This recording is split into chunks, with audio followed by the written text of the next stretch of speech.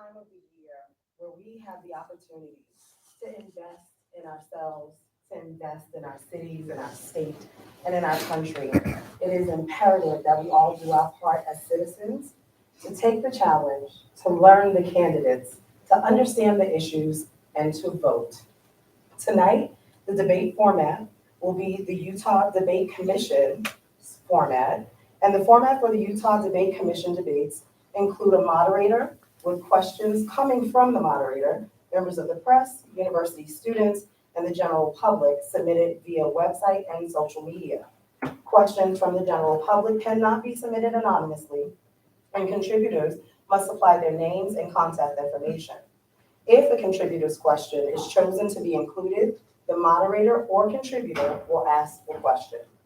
A random draw has been done, and we have learned that Darlene McDonald will take the first question tonight. The format of the debate is that this will be a 1 hour long debate, and it will include an introduction by the moderator and questions with a 1 minute and 30-second answer with the potential for a 30-second rebuttal at the moderator's discretion. A 1 minute closing statement is required of each candidate. Ladies and gentlemen, I'm very excited to introduce to you tonight our candidates, candidate Darlene McDonald and candidate Burgess Owens. We'll have them take a seat, and then we'll have our moderator, Mr. James Curry, come on in and get us moving.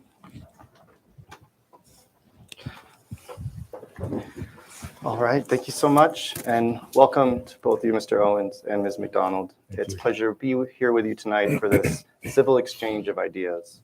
As you both know, but as our viewers at home should know, your candidate, the two of you, nor your campaigns had any input on the questions tonight, nor did you have any advance access to the questions tonight.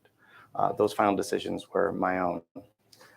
As you heard, there was a random draw, and so Ms. McDonald, you'll be able to give your opening statement first. After that, we'll alternate who answers each of my questions as we go throughout the debate. So, Ms. McDonald. Thank you, James. And thank you, Burgess, for being here as well. It's a pleasure. So we had a little bit of a snafu. Things don't always go the way we plan. That brings me to why I am here today. And I think of the date, May 4th, 2019, when the House Republicans voted to repeal the Affordable Care Act. I was at work, listening to the news, and I got up from my seat and went into the stairwell, and I started to cry. Because that was one day after the 23rd anniversary of the death of my son, Marcus, who had been born with a lot of health problems. And I knew that what just happened was going to impact families all over the country.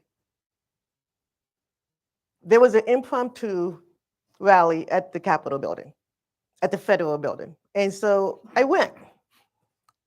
And it was one of the first times that I showed up to speak at a rally. I'd never been comfortable speaking in public. I was born with a hearing loss. So most of the words that I say don't come out correctly, and I know that. Speaking in public pushed me beyond my comfort zone. But when they asked people to speak, I raised my hand. Fighting for healthcare started on that day. Showing up to fight for people started on that day. And I have been doing it ever since. Because when you're 22 years old, like I was, you don't know what you don't know. So I'm running for Congressional District 4 to ask for your vote to fight for you in Congress, to be a presence for you in Congress, whether it's healthcare, whether it's Social Security, whether it's for clean air or water. That is why I'm here today. Thank you. Mr. Owens. Thank you again, James, and also Darlene. Thank you so much.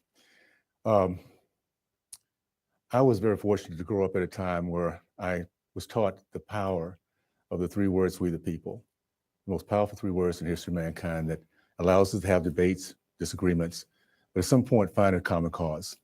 Our country has always been really, really good at finding that common cause. At one point it was God, until the leftist Democrat Supreme Court kicked God out of school, and from that point has been kicked out of everything else we're part of. At another point, it was sports, and that worked out pretty well until we had owners who decided to push their woke agenda that actually separated us in that area also. At one point, it was country, until all of a sudden we're finding out, because of the left's agenda, CRT has been replacing our love for God, our love for our country, our love for the history that we've had. Not perfect, but the best in the history of mankind.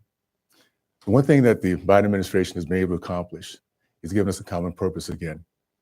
And that is, we're now sharing what's called misery as a people. Good people, no matter what side of the aisle we're sitting on, are dealing with the same issues. It's a war. It's a war against on our middle class. It's a war on our energy. It's a war on our children. Again, the CRT has been put in and teaching them to go in a different direction. What I'm excited about is that we're going to be coming together as we understand the things we all want. And it comes down to commitment to America. The Republican Party knows exactly what the American people want, and we're willing to put together programs that will make sure our economy is strong, our nation is safe, our government is accountable, and our future is built on freedom. Those are things that every American wants to have, and we have a way of getting it done. I look forward to doing that. I look forward to being able to serve this remarkable district for another 2 years and bring the values that we have in Utah back to DC versus bringing DC values here to Utah.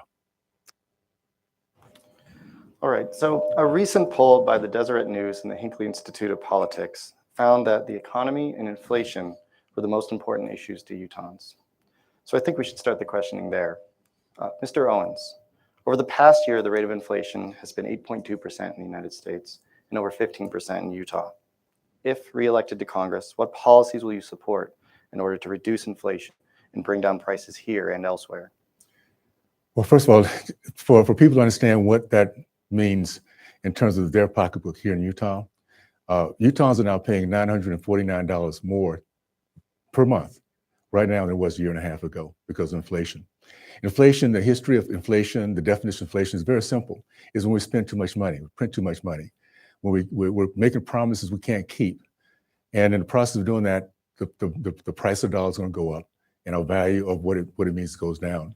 The other thing we need to do is understand that if we don't control our energy costs, if we don't become energy independent again, we're going to continue to have the high cost of gas going up and electricity. So we have ways of addressing this.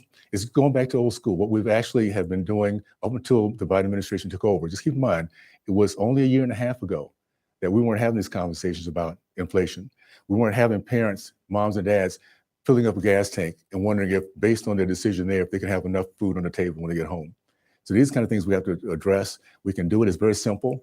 It's going against everything the Democratic Party has done over the last year and a half. We get back to, we have a remarkable, free and robust economy once again. Ms. McDonald, your response? Thank you very much. I'm just like everyone else. When I show up at the grocery store and the grocery bill has gone up. When I go and fill my car up, the cost of gas and what it costs to fill my car up has gone up. So I understand exactly what the American people, and especially the people in this district, are going through and what they're feeling at the gas tank, at the gas pump, as well as at the grocery store. However, inflation actually started, you're right, a year and a half ago, but a year and a half ago, we had a shutdown economy. The reason why the gas prices were low because demand for the gas was low because nobody was driving. I was one of those people that was working from home in March, we were told to go home. The air cleared up, as well as the cost of fuel was lower because there was no demand for it. As soon as there was a demand for fuel, the cost went back up, and production actually went back up as well. Production also stopped when we didn't have a demand for fuel. But the chair of the Federal Reserve is taking the necessary steps, the tools that he has to bring the inflation down, which is to raise the interest rates. People don't like to say here that it's going to take time, but it's going to take time. The thing that is at Congress's purview to address the interest rates is to raise taxes, unless the congressman here believes that he's going to raise taxes on the American people. That's the only thing that Congress has in its pocket to use to be able to combat inflation. Can I respond to that? 30 seconds. First of all, what we need to do is make sure we're lowering taxes. We're already entering recession. We have prices going up and everything we can do. We have inflation. The American people's dreams are being stolen right now. And I'll just say this, it's being done on purpose. And this is what we have to understand about the Congress we have in place today. When I sat in a markup and you see the Democratic Party putting forth legislation to make sure that people paid more to not work than to work. And no matter what we did in terms of amendments, they would not accept that. It says they understood that there will be a problem with our economy coming back, with people going to work and not having the productivity we need to have. So no, we're in a position where everything that's happening right now, whether it be the border, whether it be the economy, whether it be crime, know that there's the people in place that are seeing this and not doing what it takes to correct it. And my estimation is done on purpose, because that chaos allows people to look for other sources, the government, to get their help. Don, you can have 30 seconds as well. Thank you. What I will have to say first and foremost, that the worst possible thing that you can do with hyperinflation is to cut taxes. That will end up having even more inflation. So that's the actual worst thing that you can do. However, also, I want the American people and also the people in this district to also know that the Trump tax cut is actually going to increase your taxes when they expire in 2025, I believe. So you're actually going to end up having your taxes increase unless Congress reauthorize the tax cut through the Trump tax cut. So your taxes are actually going to go up because they made the tax cut for individuals temporary and the tax cut for corporations permanent. So you will actually see a tax increase in a couple of years. You vote unless we vote for the Republican. Keep things exactly the way it is. Let's turn to another question that still deals with prices and costs. So housing prices in Utah and throughout the country have been rising for years, making homeownership more and more difficult for Americans, especially younger Americans. What policies will you support in Congress to make homeownership more affordable? And Ms. McDonald, you get to go first this time. Very much. You're absolutely right. The middle class, and especially our younger generation, has been completely priced out of the housing market, completely priced out. And unfortunately, because we had to raise the interest rates, that will also increase the monthly expenses that they have. So what we need to do is to just try to work with our local developers and making sure that we work with different types of lending institutions to make sure that we could try to find a way to make home ownership more affordable for the people in this district. It's not a lot that Congress can do to bring the cost of the housing down, because that's more of on a state level, but we can work with our stakeholders to try to find ways that we can incentivize home ownership. Like when I bought my condo in 2010, and that was when the Obama administration, when we had the housing collapse, they offered tax cut for people to invest and buy new homes. And that's how I was able to buy my condo. We can do things like that as well, but we also want to make sure that we're not injecting too much money into the economy. Mr. Owens? Well, we have to recognize a couple of things about Utah. We are the most attractive state in the union. The last 10 years, we've been the fastest growing state because of the economy, because of the values, all the things that we work hard to do here. The legacy of faith, family, free market education is all here in Utah. So one of the reasons why I wanted to be, and I'm working hard to be part of the Transportation Infrastructure Committee, is because we have to make sure we're smart. We're not going to stop the growth. We have to be smart in how we extend the growth. How do we push broadband down south into the rural areas? How do we extend our infrastructure so that we have the lifestyle, we can get to where we need to go to with the double rails? There's a lot of things we could do in that area that helps our growth to happen, not just in the upper part of our district, our state as we is right now, but further down south. That will help out a lot because it gives more options. Being able to get some of our federal lands back. There are things that right now, up to I think 65, 70% of our lands are owned now by the federal government. So the things we can do in those areas just to give us more options. Making sure that the rural area is getting what they need to run their businesses, to have their schools, education in place, takes a lot more pressure off this part up here. And of course, the biggest thing we have to do is get back in control of our economy. Inflation, recession, things that the Biden administration is doing to us right now, the thrust of people coming to the border that we have no control of, the fentanyl, those kind of things devalue our lifestyle. And we have to make sure we're addressing that as opposed to, again, working without our infrastructure here in the state of Utah. Don, do you have a rebuttal? Yeah, I would. Thank you very much. It's really nice to hear Burgess here talk about the infrastructure and talk about transportation because he actually voted against all of those things while he was in Congress.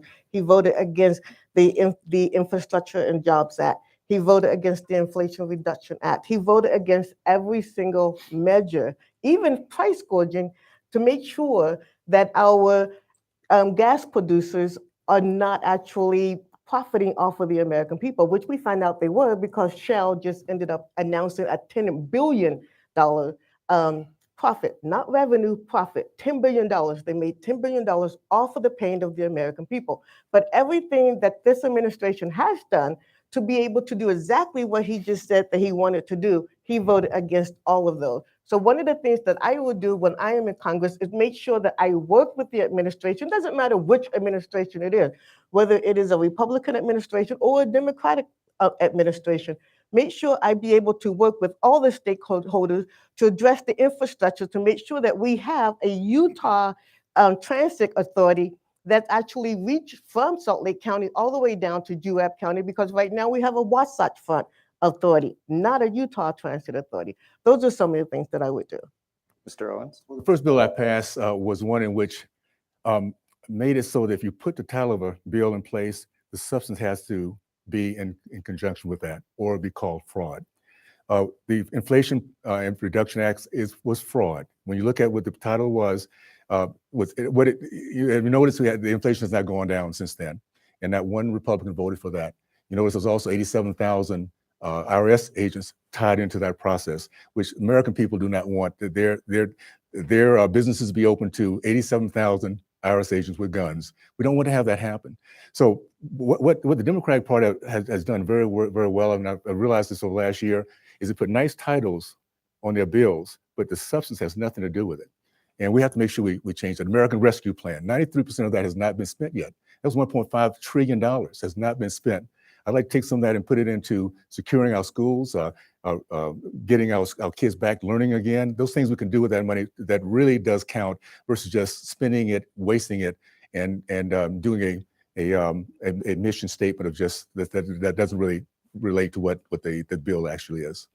He still actually just mentioned that he's going to spend money on bills that he did not vote for. He did not vote for the American Rescue Plan. The Infrastructure Reduction Act actually invested $4 billion for the Colorado River. You go down to the Colorado River Basin and you ask those people that are impacted by a reduction or the drought that's happening along the Colorado River, if they believe that that's wasted money. It is not wasted money when we're going to have water that's going to be draining out of the Colorado River. $31 trillion of debt. This is what the Democratic Party has given us that. It took 204 years to get to the first trillion. It's taken 18 months to get to the next 10 trillion. So understand, this process of spending without accountability, without oversight, just to buy votes, it doesn't work. And American people are sick and tired of it. They're sick and tired of the whole process of just being overwhelmed by chaos. And that's what we're getting. Spending or investing. Spending or investing. There is a difference between spending and investing. Let's turn to Wasting is what it's some Spending other or issues. investing. I'm sure we'll come back to spending one way or the other. But healthcare costs also soaring. And this isn't a new trend in the United States, but it's been a decades-long trend in our country.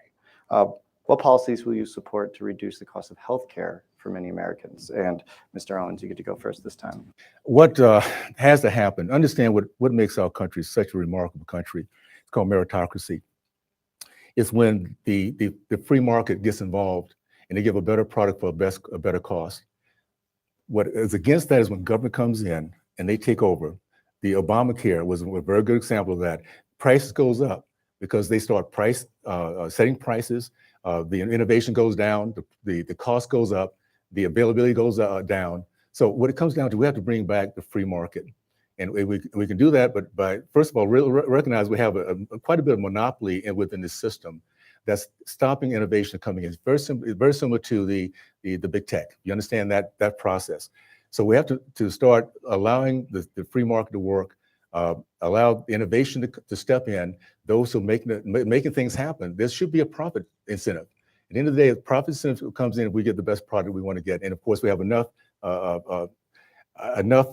opportunity to compete, then the prices will come down in every area that we can possibly think of, including the healthcare industry.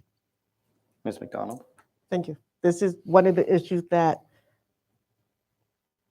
got me started.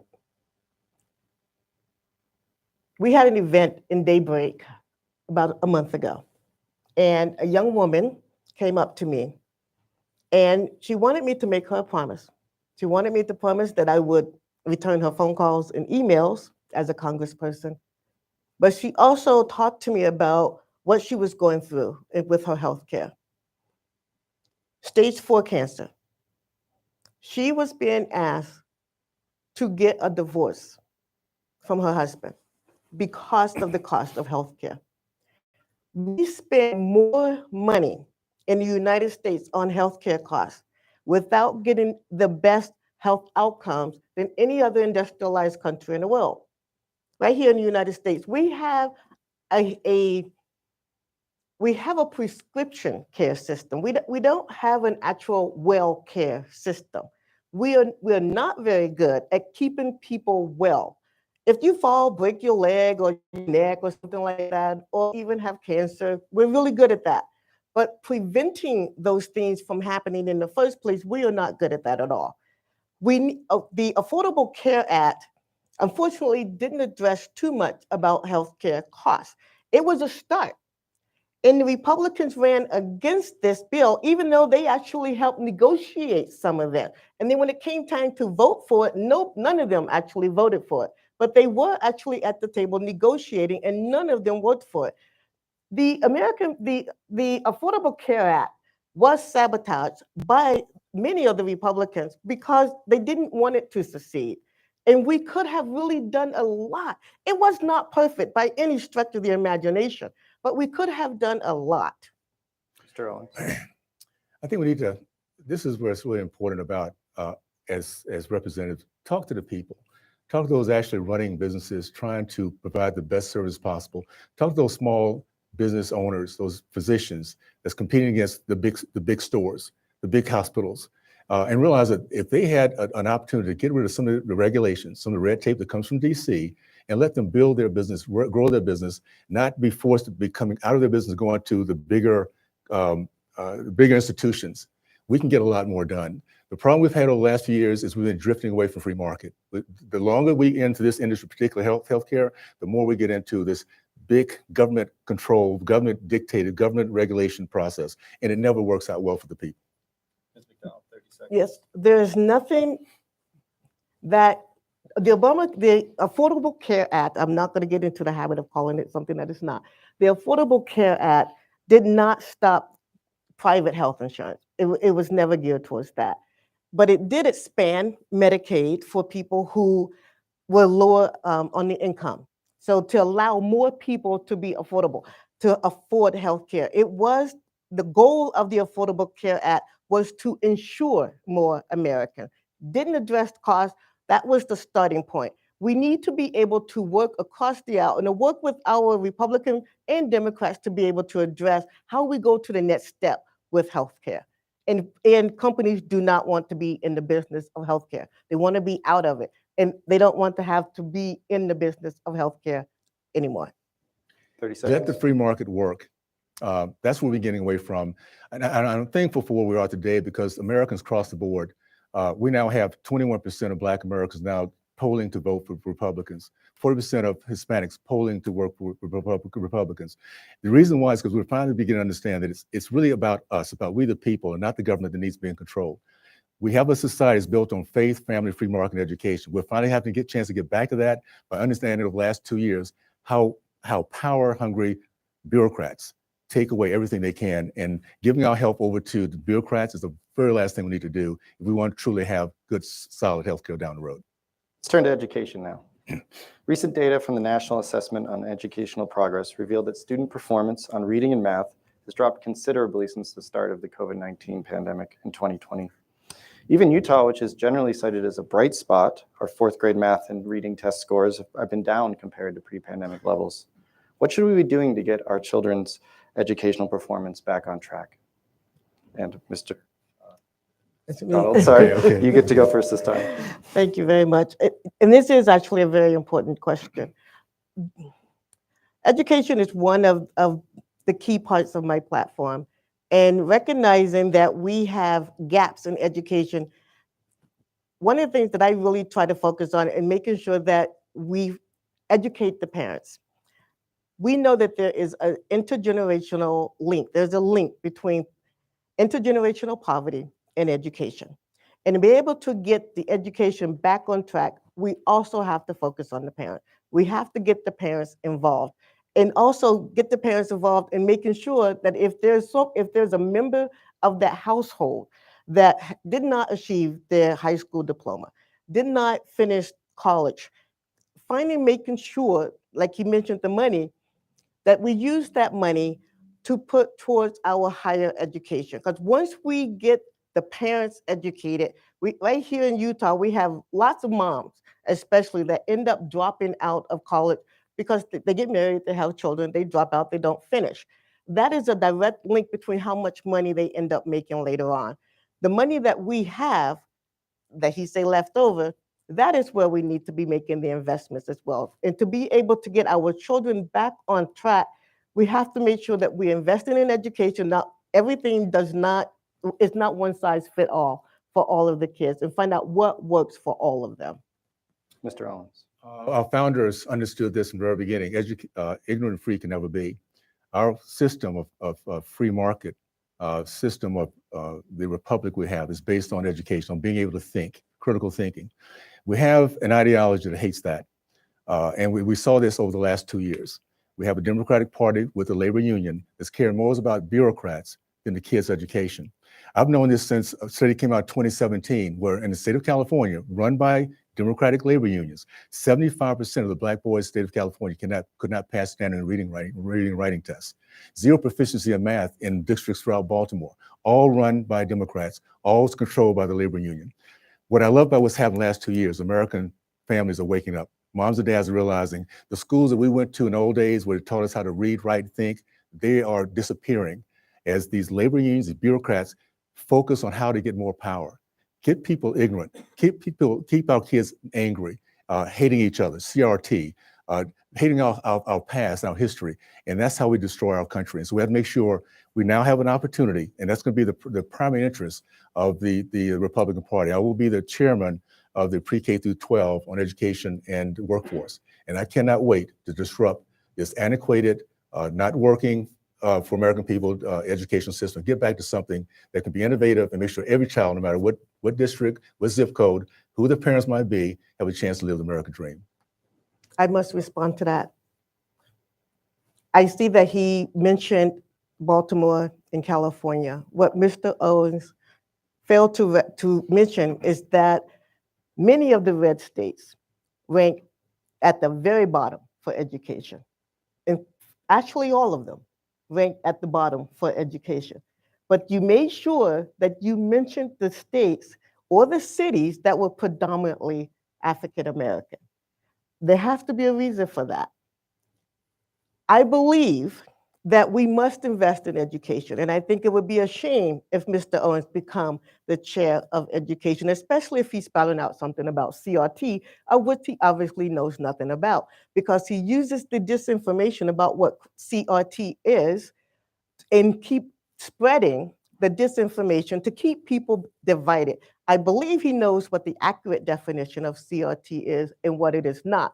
But what he is trying to do is tell his base that we are teaching their children something that we are not teaching them in school. History there's nothing wrong with teaching history. And what you are helping spread is disinformation about something to make people afraid and then end up going to school board meetings based on disinformation and things that are just simply not true. So we need to be able to speak accurately and with facts about something as critical as CRT and not spread disinformation. Well, this information is that red states are doing worse than blue states. The reason I point out those cities, and I can point out every other major city that's run by Democrats, it's the same results: high illiteracy, low business ownership, destruction of family units, and people are very angry because they've been taught the evil of CRT and all those other things that teach the worst of our history. So I'm excited about the fact that American people now are seeing this. We can have our disagreements, and that's what I love about our country. We can respectfully agree to disagree, but the American people have woken up. And there's a reason why we have this strong shift toward the Republican Party, because we're sick and tired of our kids being used, being abused, coming out with not being able to read, write, and think, and angry about their country and their opportunities and feeling hopeless. Those days are done, and we're gonna see that November 8th of this year. Please go to votedarlene.com/truth. It's not up yet, but it will be up at the end of this debate. votedarlene.com/truth. I will talk to you about what is actually CRT, what he just said it is not. I would also have on that webpage the facts about who actually does better and does not do well when it comes to school. And you will find that it is not the blue state that Mr. Owens here just said. Mr. Owens, you have 30 seconds. Well, I'm blessed. I'm blessed. I was raised in Deep South and Davis segregation, and with a community and a family that believed education, that we believed so strong that we were truly very competitive. At a time when Black Americans led the country and the men matriculated from college, men committed to marriage, percentage of entrepreneurs, a very successful community. It was because we were taught to think, being very proud of our country, taught to do things like love God, country, family, respect women and authority. CRT is exactly the opposite of that. So I want you to just know that people coming out of this system, of this the labor union Democratic Party system of education, will fail because they're going to be angry and not understanding the process of critical thinking. If they felt so good about what they do, let them compete. Let them compete with charter, with private, with parochial, with other public schools. They don't want to compete because if they do, they will lose because parents will take them out of those failing school systems. The distinction here is very clear. So let's turn to some other issues. Mr. Owens, this goes to you first. The American West has been in a drought now for the past 2 decades with no clear end in sight. And here in Utah, the Great Salt Lake has been shrinking as a result, threatening our region in a number of ways. What will you do in Congress in order to alleviate drought conditions in this part of the country? There's a couple of things that we have done as a delegation. That is, we have a Save the Salt Lake Act, which is looking at ways of how we can bring other sources of water into play. We have a Water Data Act to figure out just how water is being used specifically now and how we can best turn that around to benefit. Because right now we're pretty much on defense, we're conserving. I would say this is one of the reasons I decided I wanted to get on the Transportation Infrastructure Committee. There's no state more innovative than Utah. We think outside the box. We figure out how to make things. We'll have 99.3% that are business owners in this particular state. So we think in that direction. My comments to the steering committee is we should be the pilot state. We should be the state that shows if we can handle the infrastructure we need to have, find out ways not only to conserve, but how about finding ways to bring more waters to us.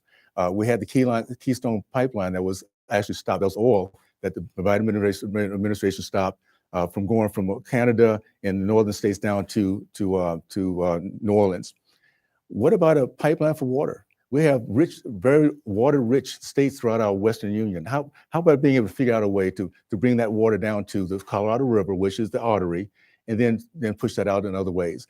I've already started conversations with Andy Biggs, as a fellow congressman down in Arizona. They're doing things with Mexico.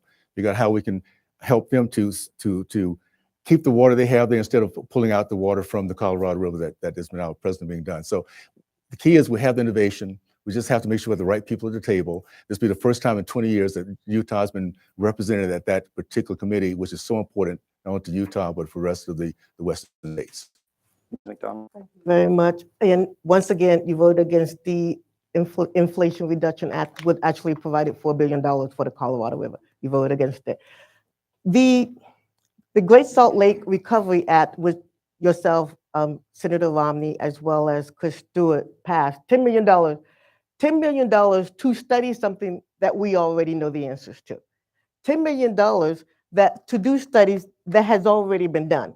Government waste, when you talk about government waste, that is the definition of government waste. We had, actually, it was in the New York Times. We had a study that was in the New York Times, and that's how people became aware all over the country of what was happening here with the Great Salt Lake. And when you talk about a pipeline, there's a difference between oil and water. Water has a thing called evaporation. It evaporates. You have to focus on the different types of pipes that you're going to have. It has to be buried underground. If you're talking about bringing it in here from California, you're going through fault lines, you're going up a hill, down other mountains. You have to have pumping stations, different places as well. You're not even talking about a few $1 billion. You're talking at least $1 trillion in many, many, many years. By the time that happens, Utah will be gone. It would be gone. We have zero time to waste and zero money to waste as well. We already have done the studies. It's been done.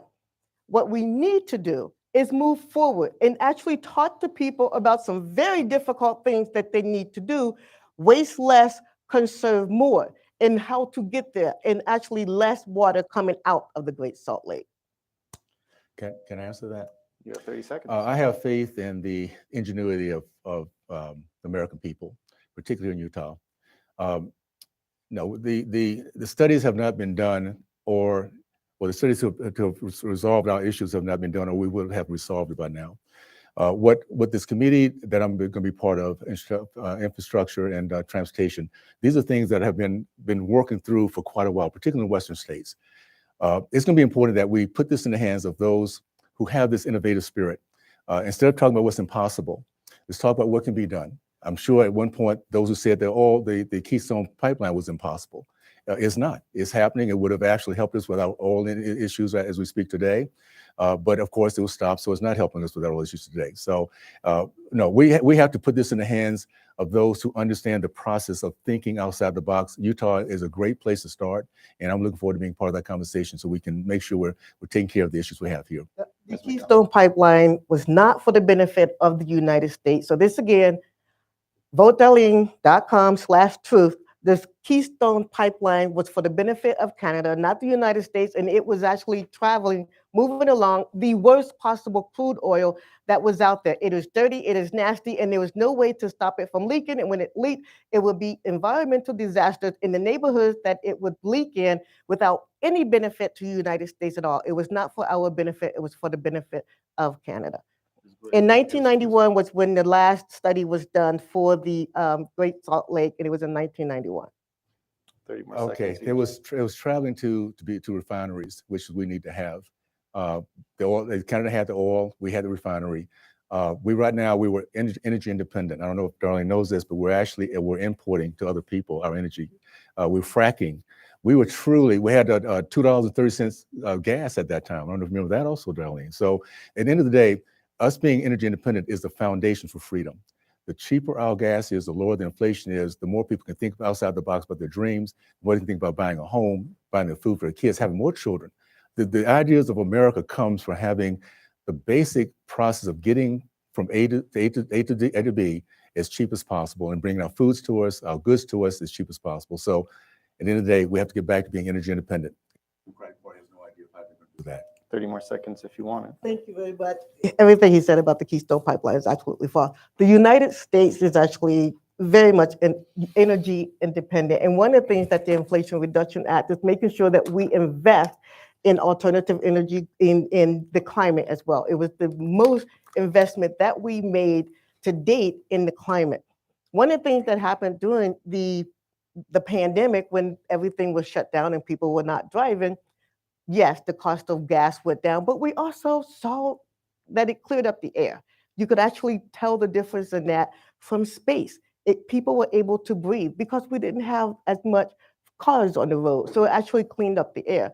So becoming energy independent is one of the things, but also looking into alternative energy and making sure that we are investing in alternative energy, and also making sure that we don't have a senator that's going to sit and stand and mock climate change from the Senate floor. If he had not done that, then maybe we could have been moving towards solution and not mocking it. Let's move on to another set of issues. And this would be for you, Ms. McDonald first. In June, the Supreme Court overturned Roe v. Wade, giving individual states the power to set their own abortion policies.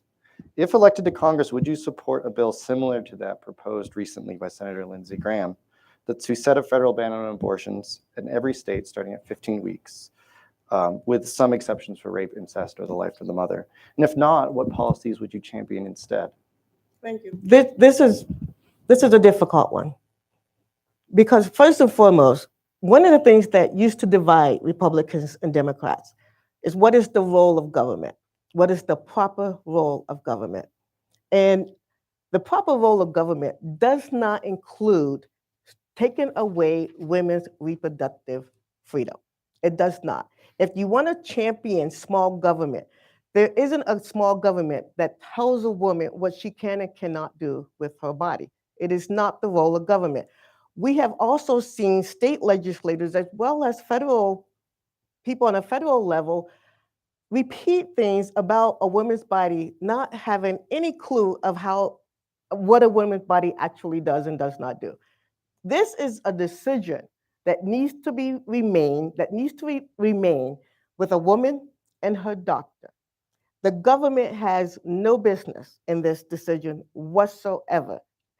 Will I support a federal ban? No, I will not support a federal ban, because when you're talking about a woman's reproductive decision, you're also talking about her health care. You're talking about how she's going to be cared for if she has a miscarriage. You're going to be talking about even in vitro fertilization. There's so many different ways, and so many different things regarding a woman's reproductive freedom that the government just should not be involved in, because it's just not the role of government. It just isn't. Mr. Owens. I will say this, it was a real exciting moment for me after 50 years to be actually in DC at the Capitol. We heard that the Roe versus Wade had been struck down, as it should have been. It should not have been put ever in the hands of 9 people. It should be put in the hands of we the people. Every state, based on their values, based on their priorities, based on the fact we have conversations. You see, what happens now is in the state, what we do best is we talk. We educate each other. We see what the views are. And you have some people that will start to understand that a life of a baby is important, that it's not just something to toss away and not think it's not going to be consequences for both the mother and the child. Our society is based, and this is a conversation, this is a debate that we'll have as a state, thank goodness.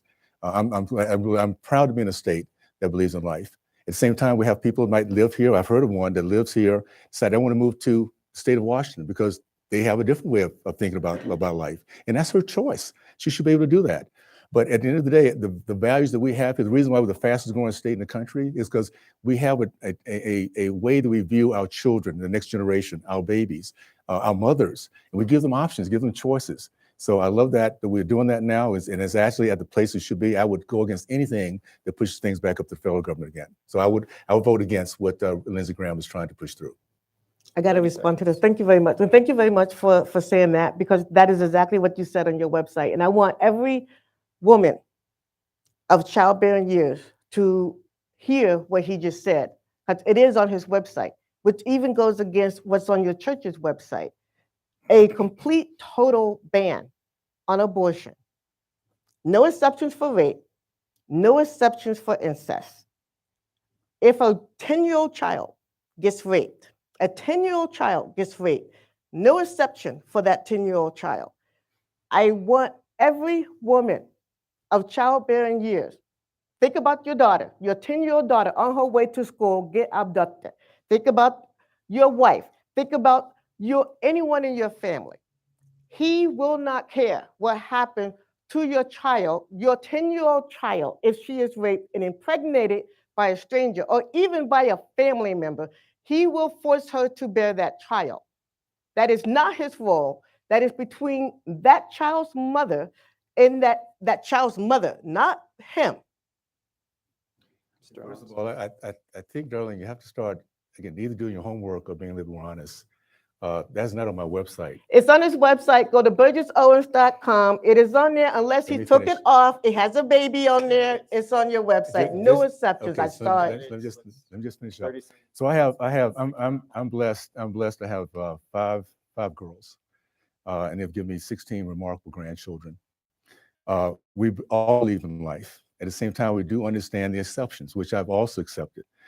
My whole thing about the thing with Lindsey Graham, nothing from the federal government. This is a decision based on the state and based on those individuals, those people who live in that state, the conversations they have. Based on Utahns who listen to Darlene and ourselves and our debate and others like us, they'll make a decision on what we believe here as a community. And that's what it should always be. And every state should be in the same direction. I think it's interesting that the hard left has a hard time with people in their own state making decisions. If you want to have unlimited abortions to the very point in which the baby's born and even afterwards, go to New York. You can move to New York, they do that. But here in Utah, we don't. We believe in those exceptions, and that's also in our state's exceptions, and we believe in life, so we're going to continue to fight for that. Can I say that there is no such thing as aborting a baby after it's born? Can I just say that? Am I allowed to say that? That's called murder, and no one actually agrees with murder. They go to jail. You will not find a single doctor that would say, okay, I'm going to abort this baby at 9 months. No, find me a doctor that will do that. What you do have is still baby that are stillborn. When you have a child that is stillborn, that mother's life is in danger. And if she does not abort, and that is called abort, it is called abort. That's the medical terminology for it, abort. The body has to abort that fetus. And if you make that woman wait, her body, she sets up sepsis in her body and she died. She died. 33% more African-American women are going to die because of that decision, the Dodd decision. 21% more white women are going to die because of that decision. That is not the role of government. You actually just condemned a lot of women because of that decision that dark money paid for on that Supreme Court. The biggest issues we've had is this conversation that we're going through right now. It's been going back as far as back to the 1990s when Obama was in Illinois. We're working through it. That is, those who have decided to abort their babies and the babies live, they make a decision. They can actually put it aside and just let it die. That's a lie. Okay, I'm sorry. No, you cannot. He cannot sit right here and lie. When somebody is lying, you got to shut them down. Okay. That is a lie, and you're not going to be able to sit next to me and lie. It's not going to happen. This is you can have your opinion. You can have, but you are not subject to your own facts. Well, let me. And you just lied. Okay. So back it up. Okay. Well, no, this is easy. This is something anybody can go to the website and see. And at the end of the day, it's important that American people are educated to how far the left is going. We had a governor in I think Virginia, that said they will have the baby, they can set it aside, and they'll decide at that point what they're going to do with it next. It's called infanticide, and that's exactly what we're going to. So understand that there's a hard, heartless ideology that does not care about the baby. And it doesn't matter if it's 9 months or 9.5 seconds, months and seconds. There are people who feel that it should be disposable. And it's important that American people, now we have the internet, we can go out and check and see what I'm telling the truth or not, but I can say this, it is done by facts. And this is actually, I wrote about it in one of my books, but the fact that they were actually allowing this to happen and not taking care of the baby that was supposed to be aborted. Yes, I want to let you go back and forth and have this debate. We got to stick to our own. Okay, all right. Let's turn to another important set of issues. And Mr. Owens, this will go to you first. Recent polling shows that a majority of Americans, including Democrats, Republicans, and independents, have lost faith in aspects of our elections. If elected, what policies will you promote? What will you do in order to rebuild Americans' trust in their electoral systems? One of the things that I've been really excited about being in Congress is understanding the wisdom of our forefathers. I was one of those guys who was very disappointed that the Supreme Court didn't pick up some of the cases that we're hearing about in 2020. Excuse me. Later on, I realized it's exactly what it should have been. It should not have been in the hands of 9 people. The way that the Constitution is set up is that each state can take a look at the election laws and make sure there's integrity there and it's done fairly. And that's exactly what's happened since 2020. You have Atlanta, and we now have across the board voter ID, something that we all think. Now, at the time, the time voter ID was talked about, it was called racist for some reasons. For some reason, Black people could not do what other people do to get ID. But now that you're seeing it in Atlanta and Georgia, how much the voting is being done because people now are doing it the correct way. Our society is based on feeling that everything we do, is particularly voting, is fair. If we for any reason, and it ends up half the Americans did not believe the last election was fair. So what do we do with that? We now look at making those changes with each state, and each state is doing exactly that. So we're going to have a lot more feeling of fairness, a more involvement. And when it's all said and done, we should be able to say, okay, we won or lost. Let's move on and let's make our case for the next time around. That's the old American way. That's the way I grew up. We need to get back to that, where we're not all thinking that we've been cheated every single time we go out and vote. That should go away because we have too much good technology not to have to deal with that every single election cycle. Ms. McDonald. Thank you.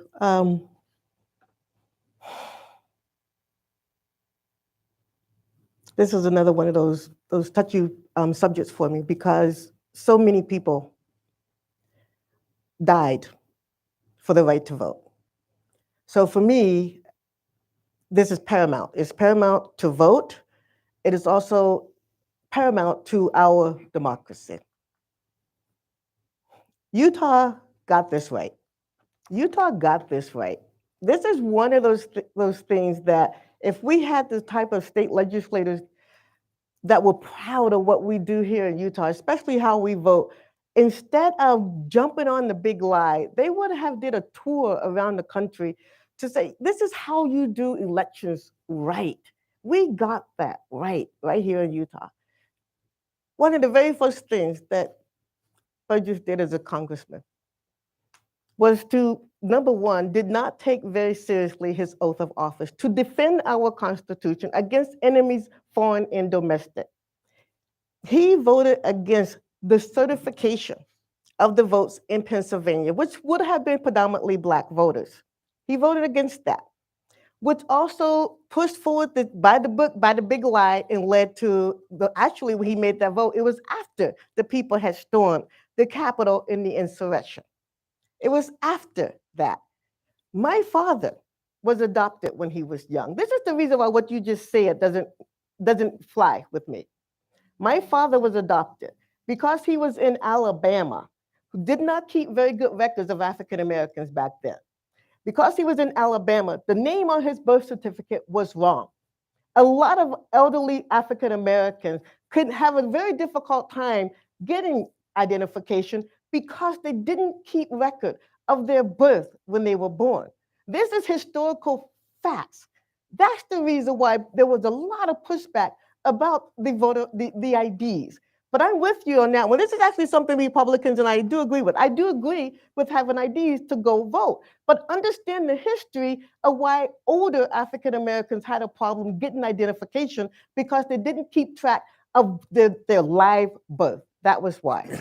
Okay, let's start off with, it's interesting how the rights and the Constitution in which we can decide not to agree on a certain certification has now become an issue.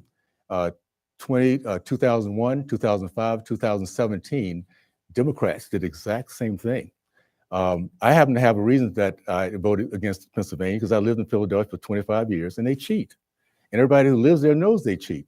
They are very bold about it. Matter of fact, there's more former politicians have gone to jail in Philadelphia than any other state, 32 of them. The closest thing to that is 23 with New York.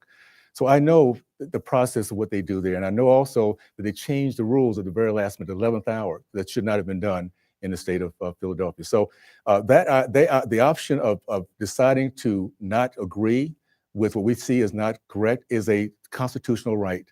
For those who have now looked at that as stopping the electoral process, they're not sure of their history because Democrats have done it every single election that the Republicans have won, every single one, and yet now they're trying to turn the tables on us. There was an insurrection on the Capitol, and after the insurrection at the Capitol, where police officers were beaten, some died, some took their own lives. You voted to not certify the votes from a state of which you do not even live. Ron Johnson lives in Pennsylvania. You do not live in Pennsylvania. You tried to tell the people of Pennsylvania that their vote does not matter, to overturn our democratic held elections. What Republicans have done instilled throughout the United States, this distrust in our electoral system. That came from you guys pushing the big lie because you didn't agree with the outcome of the election. That's where it came from. I'll give you each 30 more seconds on this since there seems to be more, and then we'll have time for one more question as we start to come to the close of this debate. So, what I love about our country is the Constitution that says steady, no matter at what time we're in. The genius of our forefathers to put in place something called electoral college, which means that it doesn't sway back and forth like a democracy like the Democrats love to have. And that's why republics, being a republic saves our country, because it's done in a very precise way where we have the ability to think through and work out issues we have to work out. I'm very proud of that vote because I know Philadelphia. I've lived there for 25 years. I also understand the idea that if I find something wrong as a representative of any state in this union, I'm going to stand up for it. And so the idea and some of the solutions that we've come across lately with the voter ID, we're starting to see that really there's one party that does believe that some people cannot think, cannot do what other people do. And getting a voter ID is a good example of the demeaning way that sometimes people look at us. We cannot allow for that to happen, sure. 30 seconds. What happened on January 6th almost overturned what you say you believe in, the American Constitution. The American democracy is an experiment. Never happened. Our Constitution wasn't one of its kind, first of its kind. American democracy, we exported that around the world. Never happened before. And what you did on January 6th, you, Chris Stewart, Mike Lee, before January 6th, what y'all did could have completely overturned what you say you believe as your core value with the founding fathers. What the founding fathers fought for and what they fought for during the American Revolution, you just flushed it down the toilet with that vote on January 6th. Because you said, don't interrupt me, I am not done. When you made that vote on January 6th, it's not funny. I'm sorry, it's not. No, it's not funny because I take this very seriously. No, because you had John Lewis walking across the Edmund Pettus Bridge. You had Medgar Evers.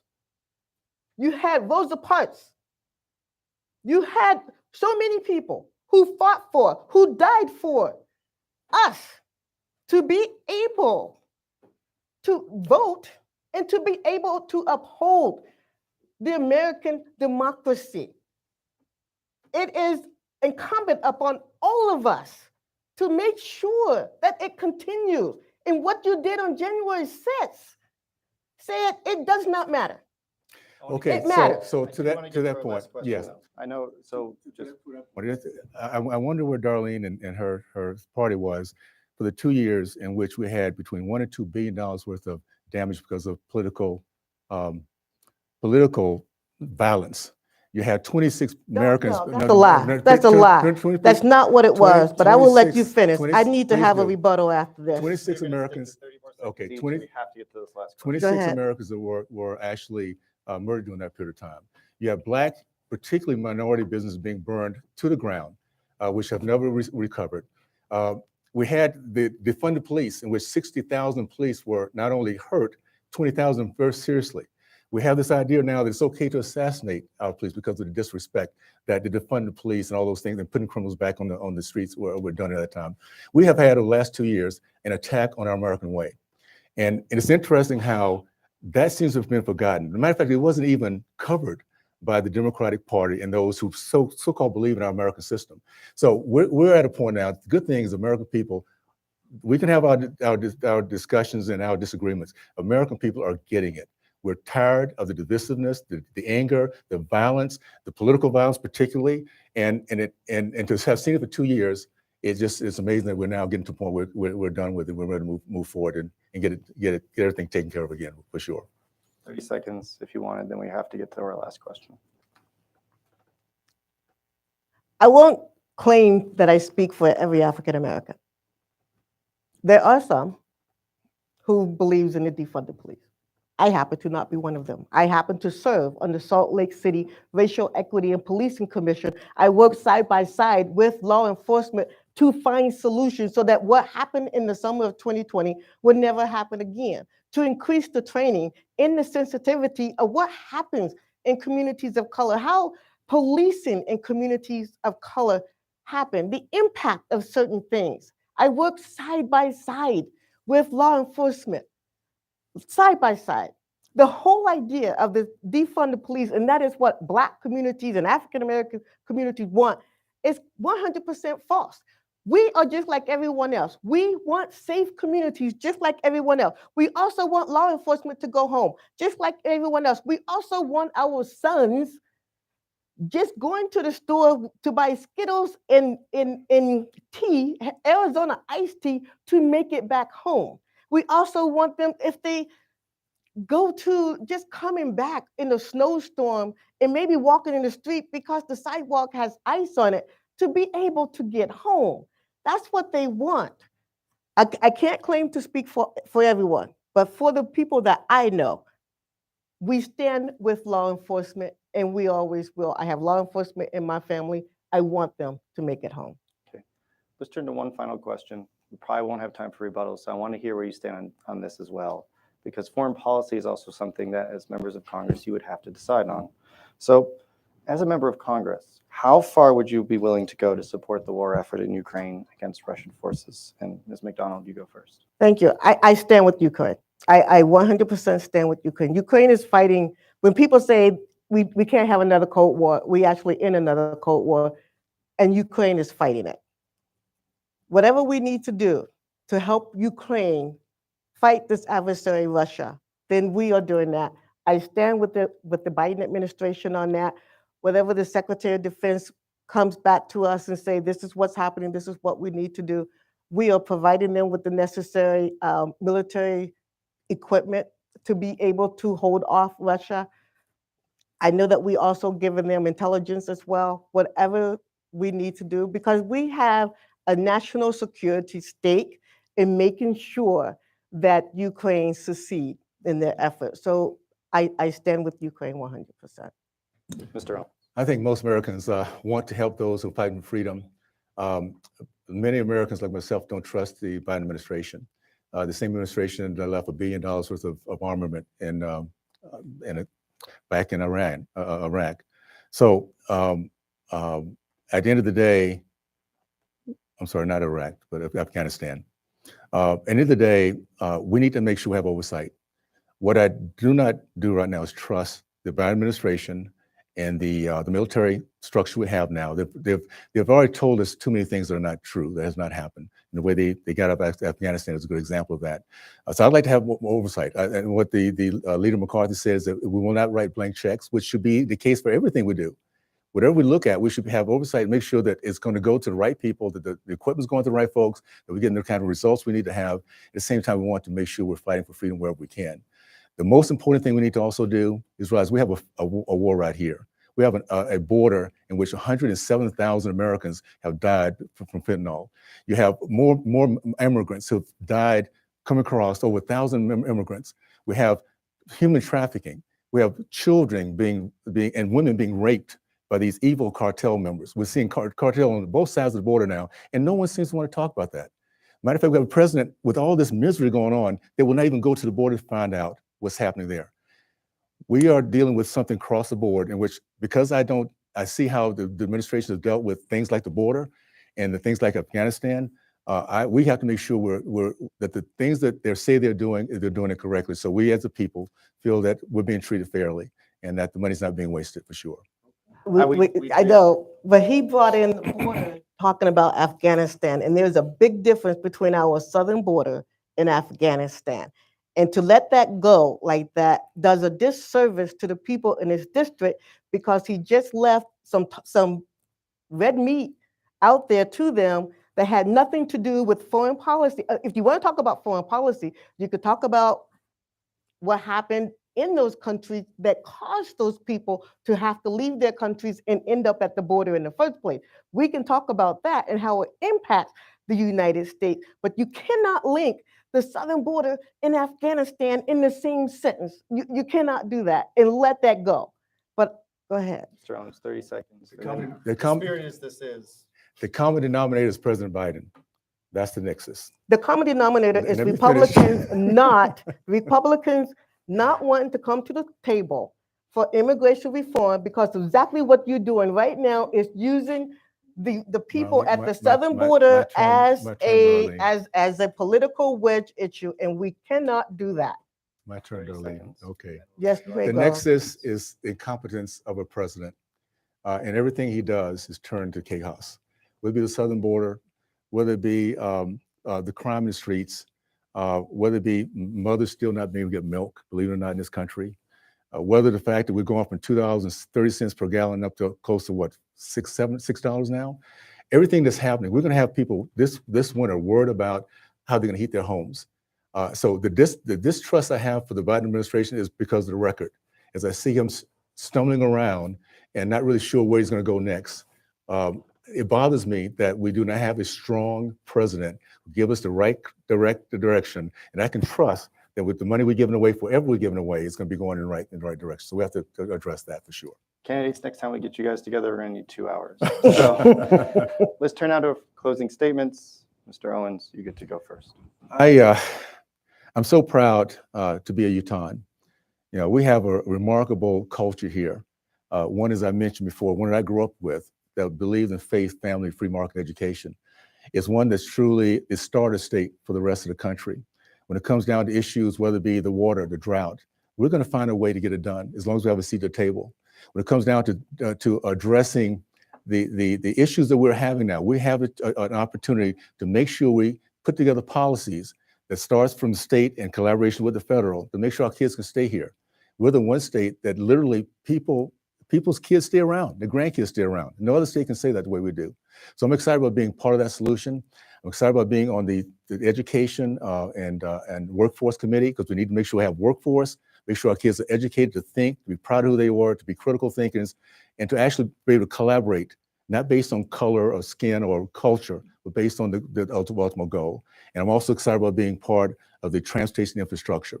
We do that right, we can make sure our state is strong in terms of how we grow ourselves out. We can not only take the influx of other people coming to our country, but as we have our children, they want to stay around, we can make sure they stay here too. So I want to just say thank you for those who give me the last 2 years to represent them. I'm excited about being able to spend more time even further south. That's the culture that really defines our country, the rural culture. And I'm excited about being able to represent them. And I hope everybody votes. I hope they vote for me to make sure I have that opportunity in the next 2 years. Ms. McDonald, your closing statement. Thank you very much. Once again, I want to thank you for being here, and I want to thank everyone who is tuning in tonight. Today, I am asking for the vote of people who probably have never cast a vote for a Democrat before. And I'm asking for your vote because we do need a seat at the table. We do need representation. We do need somebody who's going to show up, whether they're a Republican or a Democrat, no matter whose administration is in power. And we don't have that right now. Utah does a lot of things right. We do voting rights. We also do immigration correct as well.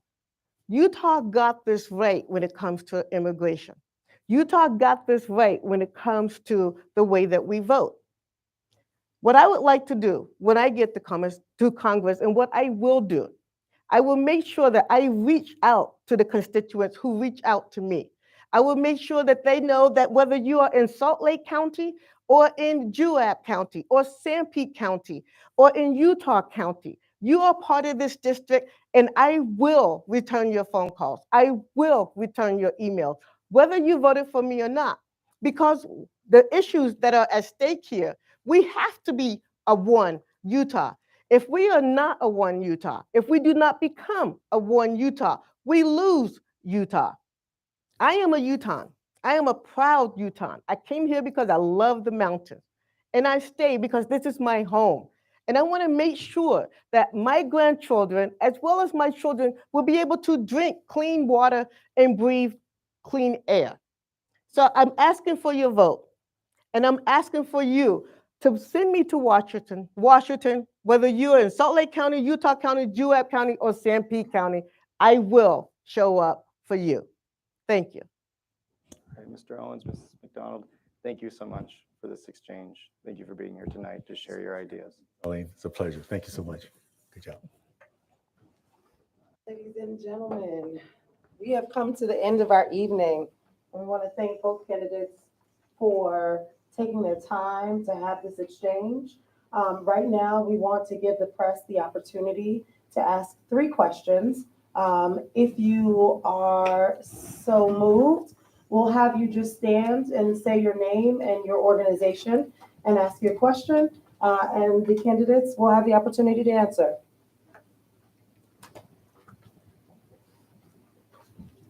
Oh, good, no questions. Let's go. I have a question. Brian Malecki from Channel 2.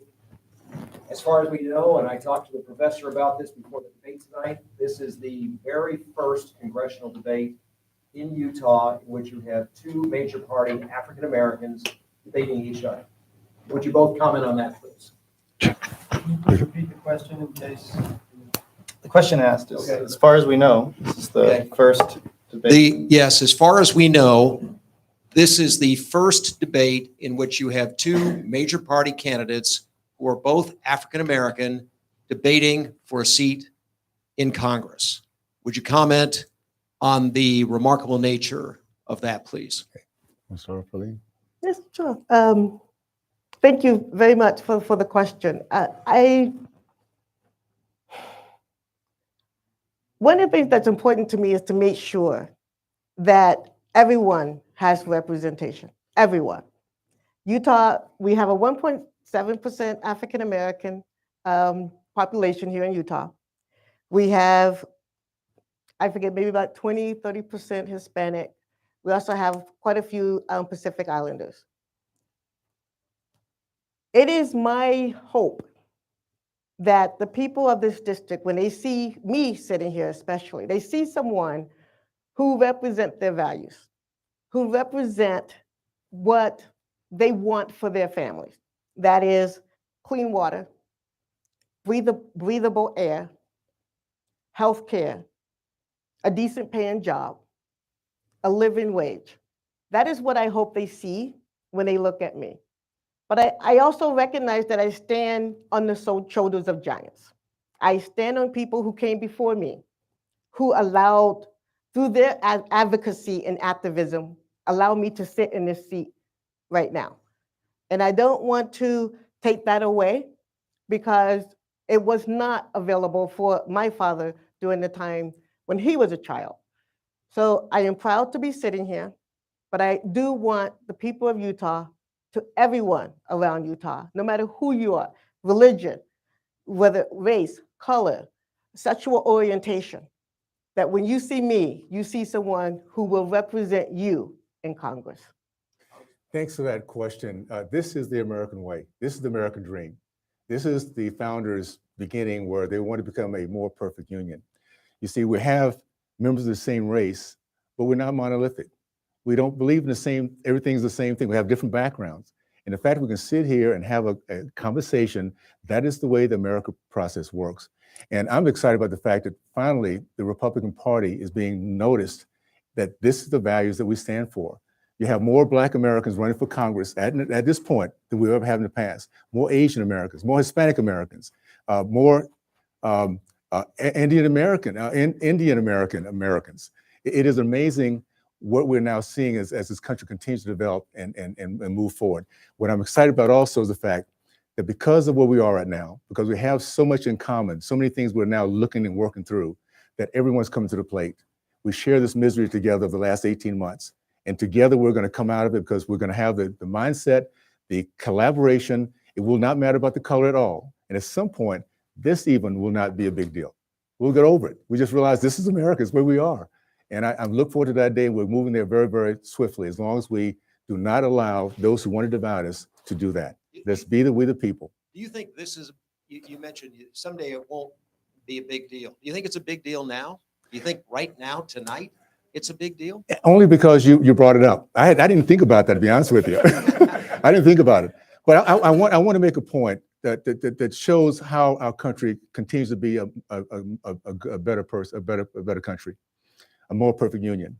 When I went to the University of Miami at 18 years old, I was the third Black American to go to college there at that university.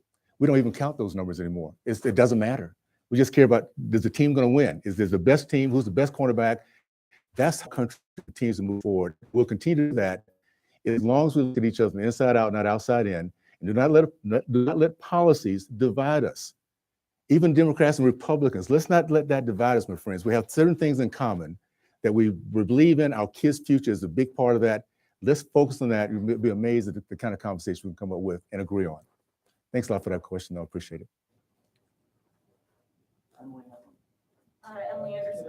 Microphone. Emily Anderson Stern, the Salt Lake Tribune.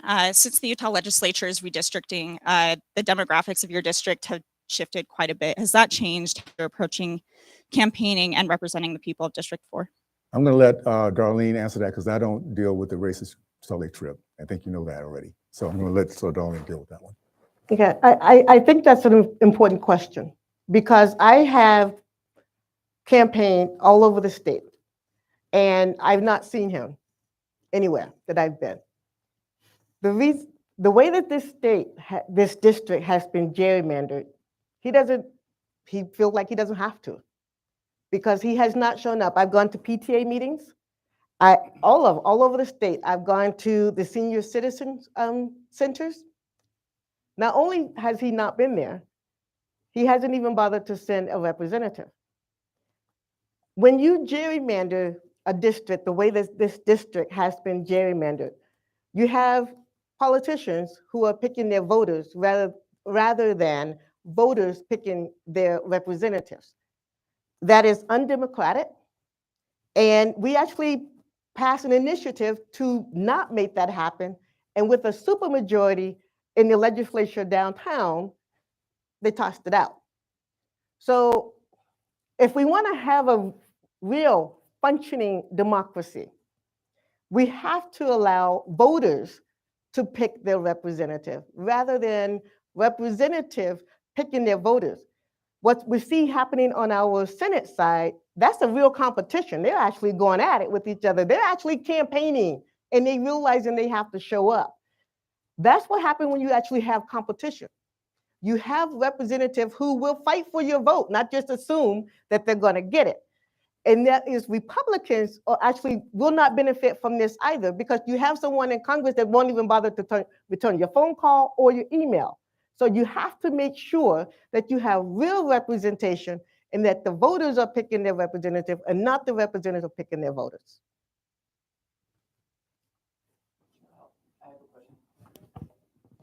Hi, I'm Sam Metz from the AP.